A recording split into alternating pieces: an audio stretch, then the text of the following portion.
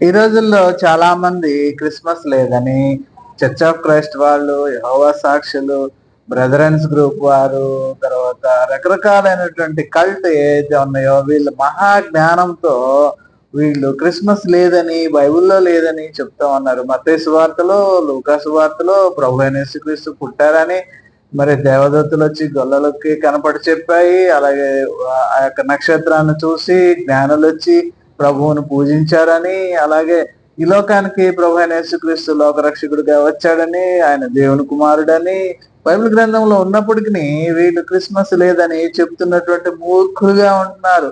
వీరు క్రీస్తుకు విరోధులుగా ఉంటూ ఉన్నారు. మరి ప్రభువును ఈ లోకానికి మరి చూపించడం కోసమే దృశ్య రూపంగా శాంతా క్లాస్‌గా అలాగే స్టార్‌ని తర్వాత ఈ యొక్క క్రిస్మస్ ట్రీని చూపించి ప్రజలందరికీ కలగబోయే రక్షణ దినంగా క్రిస్మస్‌ని చూపిస్తారు.